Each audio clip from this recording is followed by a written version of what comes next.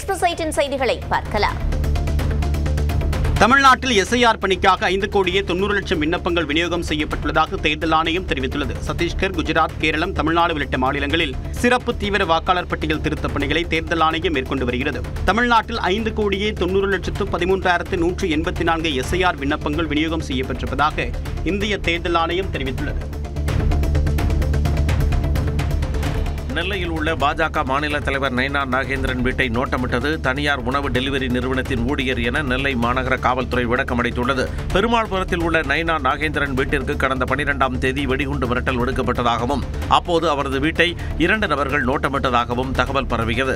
இது தொடர்பாக விசாரணை நடைபெற்ற நிலையில் நெல்லை மாநகர காவல்துறை விளக்கமளித்துள்ளது. அதில் இருசக்கர வாகனத்தில் வந்தது தனியார் உணவு டெலிவரி நிறுவனத்தின் ஊழியர் சிவக்குமாரும் அவரது நண்பரும் என தெரிவிக்கப்பட்டுள்ளது. மேலும் முகவரி தெரியாததால் நீச்சல் குளம் தெருவிற்கு சென்று அங்கிருந்த பெயர் பலகையை உற்று பார்த்ததாகவும் கூறப்பட்டுள்ளது.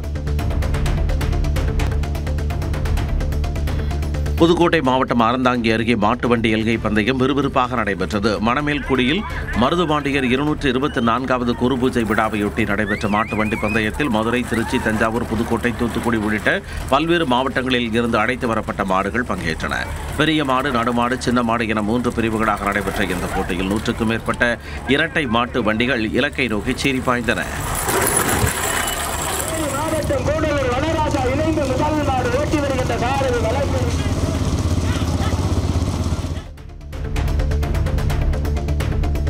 திருவண்ணாமலை மாவட்டம் செங்கம் அருகே மரக்கடையில் புகுந்த பாம்பு வனத்துறையிடம் ஒப்படைக்கப்பட்டது. குப்பநத்தம் பகுதியில் உள்ள மரக்கடையில் பாம்பு ஒன்று புகுந்ததைக் கண்ட ஊழியர்கள் தீயணைப்புத் துறைக்கு தகவல் அளித்தனர். இதையடுத்து விரைந்த தீயணைப்புத் துறை வீரர்கள் பாம்பை பாதுகாப்பாக பிடித்து வனத்துறையிடம் ஒப்படைத்தனர். திருப்பூர் மாவட்டம் காங்கேயம் அருகே அரசின் சமூக நீதி விடுதியில் தங்கியிருந்த 8க்கும் மேற்பட்ட மாணவர்களுக்கு பாலியல் தொல்லை கொடுத்த நபர் கைது செய்யப்பட்டார். காங்கேயம் அருகே இயங்கி வரும் அரசின் சமூக நீதி விடுதியில் பாரிமுத்து என்பவர் வார்டனாக பணியாற்றி வருகிறார். இவர் பெரும்பாலான நேரங்களில் விடுதியில் இல்லாததால் கள்ளக்குறிச்சியைச் சேர்ந்த அரவிந்தன் என்பவரிடம் விடுதியின் பொறுப்பை சட்டத்திற்கு புறம்பாக ஒப்படைத்ததாக தெரிகிறது. இந்நிலையில் அரவிந்தன் விடுதியில் தங்கியிருந்த 8க்கும் மேற்பட்ட மாணவர்களுக்கு பாலியல் தொல்லை கொடுத்ததாக கூறப்படுகிறது. இதுகுறித்து பாதிக்கப்பட்ட மாணவர்கள் அளித்த புகாரின் பேரில் காங்கேயம் மகளிர் போலீசார் அரவிந்தனை கைது செய்தனர். இதனிடையே வார்டன் மாரிமுத்து மீது நடவடிக்கை எடுக்க மாணவர்கள் கோரிக்கை விடுத்துள்ளனர்.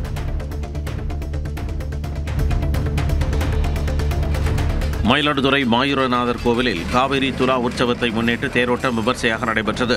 மாயூரநாதர் கோவிலில் ஐப்பசி மாத காவிரி துலா உற்சவம் கடந்த மாதம் 18ஆம் தேதி தொடங்கியது.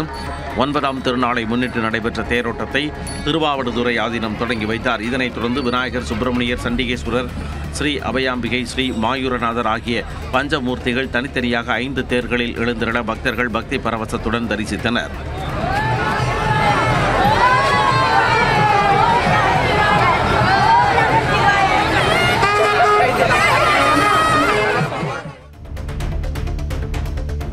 செங்கல்பட்டு மாவட்டம் மாமல்லபுரத்தில் உள்ள புராதன சின்னங்களை தமிழ்நாடு ஆளுநர் RN ரவி பார்வையிட்டார். மாமல்லபுரம் கடற்கரை கோவிலுக்கு வந்த ஆளுநர் RN ரவியை செங்கல்பட்டு மாவட்ட ஆட்சியர் ஸ்னேகா பொங்குத்து கொடுத்து வரவேற்றார். இதனைத் தொடர்ந்து புராதன சின்னங்களான 5 ரதம், அர்ஜுனன் தபசு, வெண்ணெய் உருண்டை பாறை உள்ளிட்டவற்றை ஆளுநர் RN ரவி சுற்றி பார்த்தார். ஆளுநரின் வருகையொட்டி சுமார் 200க்கும் மேற்பட்ட காவலர்கள் பாதுகாப்பு பணியில் ஈடுபட்டனர். நாகை மாவட்டம் திருமருகல் அருகே ஆற்றில் மீன்பிடித்த போது மாயமான 12ஆம் வகுப்பு மாணவரை தீயணைப்பு வீரர்கள் தேடி வருகின்றனர். அம்பல் ஊராட்சிக்குட்பட்ட பொறக்குடி குன்னர் பகுதியைச் சேர்ந்த இளங்கேஸ்வரன் பேரிடம் அரசு மேல்நிலைப்பள்ளியில் 12ஆம் வகுப்பு படித்து வருகிறார். இந்நிலையில் இளங்கேஸ்வரன் தனது நண்பர்களுடன் பொறக்குடி அரசலாற்றில் மீன்பிடித்துக் கொண்டிருந்த போது தூண்டில் முள் நீரில் சிக்கியது. இதை எடுக்க ஆற்றில் இறங்கிய இளங்கேஸ்வரன் சில நொடிகளில் நீரில் மூழ்கி மாயமானார். இதுகுறித்து தகவல் அறிந்து விரைந்து வந்த திருமருகல் தீயணைப்பு மற்றும் மீட்புக் குழுவினர் இளங்கேஸ்வரனை தேடி வருகின்றனர். பெரம்பலூர் மாவட்டம் குன்னம் பகுதியில் ஆக்கிரமித்து கட்டப்பட்டிருந்த கட்டடங்களை நெடுஞ்சாலைத்துறையினர் இடித்து அகற்றினர். குன்னம் பேருந்து நிலையம், அரியலூர் சாலை, பெரம்பலூர் சாலை, வேப்பூர் சாலை உள்ளிட்ட பல்வேறு பகுதிகளில் இருந்த ஆக்கிரமிப்புகளை அகற்ற நெடுஞ்சாலைத்துறையினர் நோட்டீஸ் கொடுத்தனர். அதன் அடிப்படையில் குன்னம் பகுதியில் ஆக்கிரமித்து கட்டப்பட்டிருந்த கட்டடங்கள், கொட்டகைகள் மற்றும் சாலையோர கடைகளை நெடுஞ்சாலைத்துறை அதிகாரிகள், காவலர்கள் பாதுகாப்புடன் JCB இயந்திரங்கள் மூலம் இடித்து அகற்றினர். சென்னையிலிருந்து இலங்கைக்கு புறப்பட்டுச் சென்ற விமானம் மோசமான வானிலை காரணமாக திருச்சி விமான நிலையத்தில் தரையிறக்கப்பட்டது. சென்னையிலிருந்து இண்டிகோ ஏர்லைன்ஸ் பயணிகள் விமானம் 60 பயணிகளுடன் இலங்கைக்கு புறப்பட்டுச் சென்றது. விமானம் யாழ்ப்பாணம் விமான நிலையத்தை நெருங்கிய போது தரைக்காற்று அதிக அளவில் வீசியதால் விமானி கட்டுப்பாட்டு அறை அதிகாரிகளை தொடர்பு கொண்டு தகவலை தெரிவித்துள்ளார். இதையடுத்து விமான நிலைய கட்டுப்பாட்டு அறை அதிகாரிகள் விமானத்தை திருச்சி விமான நிலையத்தில் தரையிறக்க அறிவுறுத்தியதை அடுத்து விமானம் பாதுகாப்பாக தரையிறக்கப்பட்டது. ராமநாதபுரம் மாவட்டம் திருவாட அணை தீர்த்த குளத்தில் செத்து மிதக்கும் மீன்களால் துர்நாற்றம் வீசுவதாக அப்பகுதி மக்கள் புகார் தெரிவித்துள்ளனர். ஆதி ரேத்தினேஸ்வரர் சிவன் கோயில் முன்புறம் வர்ண தீர்த்த தெப்பக்குளம் உள்ளது. இந்த குளத்தில் கடந்த சில நாட்களாக ஆயிரக்கணக்கான மீன்கள் செத்து மிதக்கின்றன. இதனால் துர்நாற்றம் வீசுவதோடு நோய் தொற்று அபாயம் ஏற்படுவதாக அச்சம் தெரிவிக்கும் அப்பகுதி மக்கள் இறந்த மீன்களை அப்புறப்படுத்த வேண்டும் என கோரிக்கை விடுத்துள்ளனர். திருப்பத்தூர் மாவட்டம் ஆம்பூர் அருகே தனியார் உணவகத்தில் பணியாற்றும் வடமாநில இளைஞரை நாய் கடித்த சம்பவம் அதிர்ச்சியை ஏற்படுத்தியுள்ளது. செங்கிலிக்குப்பம் பகுதியில் இயங்கி வரும் தனியார் உணவகத்தில் மேற்கு வங்கத்தை சேர்ந்த ஷெரீப் என்பவர் சமையலராக பணியாற்றி வருகிறார். இந்நிலையில் உணவகத்திற்கு வந்த நபரின் நாய் ஒன்று ஷெரீஃபை கடித்தது. இதில் காயமடைந்த ஷெரீஃபை உணவக ஊழியர்கள் மீட்டு வேலூர் அரசு மருத்துவமனைக்கு அனுப்பி வைத்தனர். இது தொடர்பாக நாயின் உரிமையாளர் மீது ஆம்பூர் கிராமிய காவல் நிலையத்தில் ஷெரீப் அளித்த புகாரின் பேரில் காவலர்கள் விசாரணை நடத்தி வருகின்றனர்.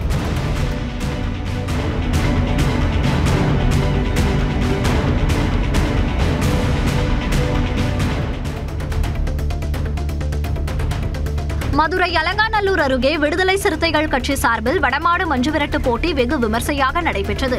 கீழக்கரையில் நடைபெற்ற மஞ்சுவிரட்டு போட்டியில் 20க்கும் மேற்பட்ட காளைகள் பங்கேற்றன. ஒரு காளைக்கு 20 நிமிடம் இடைவெளியில் 20 காளைகள் வரிசையாக அவிழ்த்துவிடப்பட்ட நிலையில் ஒரு சுற்றுக்கு 9 மாடுபிடி வீரர்கள் வீதம் மொத்தம் 180 வீரர்கள் போட்டியில் கலந்து கொண்டனர்.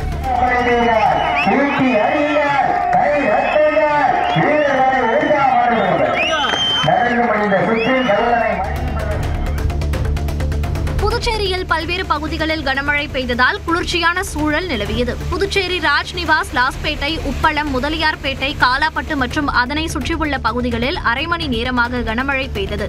இதனிடையே வங்கக்கடலில் உருவாகியுள்ள புதிய காற்றழுத்த தாழ்வு பகுதி காரணமாக நாகையில் கடல் சீற்றம் அதிகரித்தது. இதனையடுத்து மீனவர்கள் கடலுக்கு செல்ல வேண்டாம் என மீன்வளத்துறை எச்சரிக்கை விடுத்துள்ளது.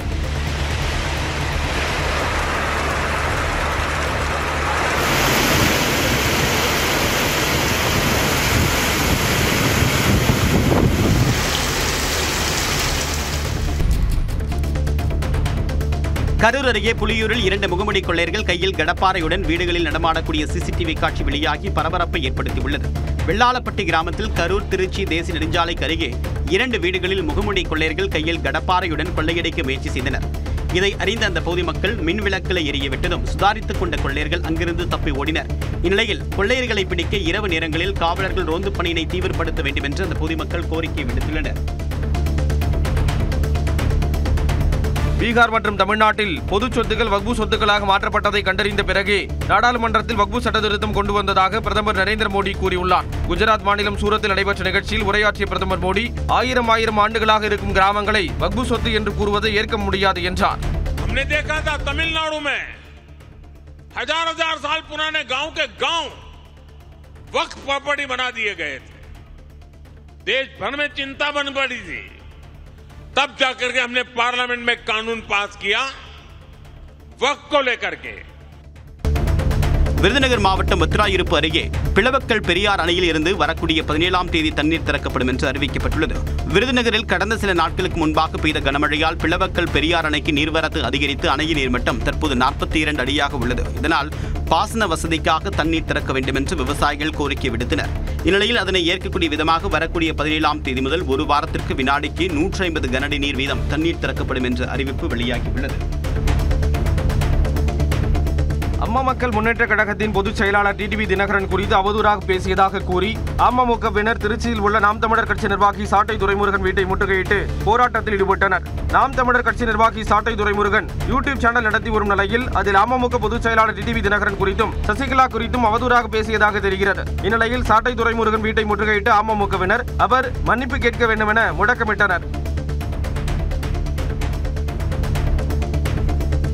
சென்னை கோயம்பேடு ஆம்னி பேருந்து நிலையத்தில் கொக்கைன் போதைப் பொருளுடன் நின்று கொண்டிருந்த நைஜீரிய நாட்டு நபர் கைது செய்யப்பட்டார். ரோந்து சென்ற காவல்துறையினர் பெங்களூரிலிருந்து வந்த ஆம்னி பேருந்திலிருந்து இறங்கிய நைஜீரிய நாட்டைச் சேர்ந்த 37 வயதான கிளிச்சிங் தைங்காட் என்ற நபரை மடக்கி விசாரணை நடத்தினர். அப்போது அவர் முன்னுக்கு பின் முரணாக பதிலளித்ததால் காவல் நிலையத்துக்கு அழைத்துச் சென்றனர். அங்கு நடந்த விசாரணையில் அவரிடம் 27 கிராம் கொக்கைன் போதைப் பொருள் இருந்தது தெரியவந்தது. அவரை கைது செய்ததோடு போதைப் பொருள் மற்றும் செல்போனை பறிமுதல் செய்தனர்.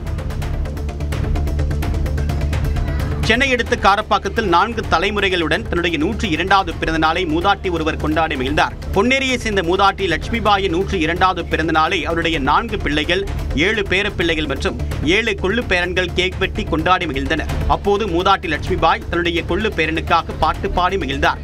இதனைத் தொடர்ந்து அவருடைய குடும்பத்தினர் அனைவரும் மூதாட்டி லட்சுமிபாயின் காலில் விழுந்து ஆசி பெற்றனர். இலவச வீட்டுமனை பட்டா வழங்க கோரி புதுச்சேரியில் பழங்குடியினரின் இசைக்கருவிகளை வாசித்து நரிக்குறவர்கள் போராட்டத்தில் ஈடுபட்டனர். பழங்குடி உரிமைக்காக போராடி புரட்சியாளர் பிர்சா முண்டாவின் 150வது பிறந்தநாளை முன்னிட்டு புதுச்சேரியில் பழங்குடி கௌரவ விழாவை அரசு நடத்தியது. இந்த விழாவை புறக்கணிப்பதாக அறிவித்த பழங்குடியினர் விடுதலை இயக்கத்தினர் காந்தி சிலை அருகே போராட்டத்தில் ஈடுபட்டனர்.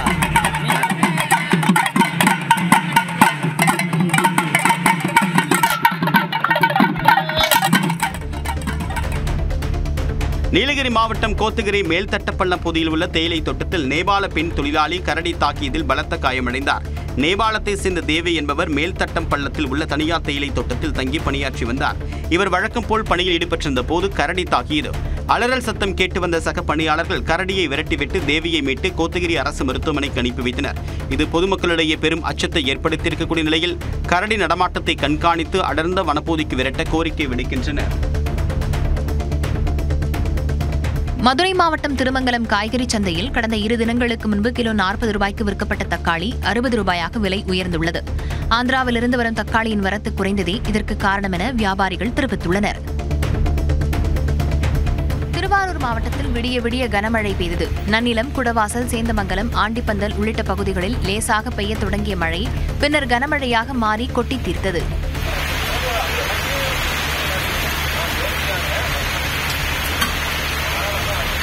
இதன் காரணமாக சம்பா நெல் சாகுபடி பணிகளில் ஈடுபட்டு வரும் விவசாயிகள் மகிழ்ச்சி அடைந்துள்ளனர். மழை முன்னெச்சரிக்கை நடவடிக்கையாக இன்று அனைத்து துறை அதிகாரிகளும் தயார் நிலையில் இருக்க மாவட்ட ஆட்சியர் உத்தரவிட்டுள்ளார்.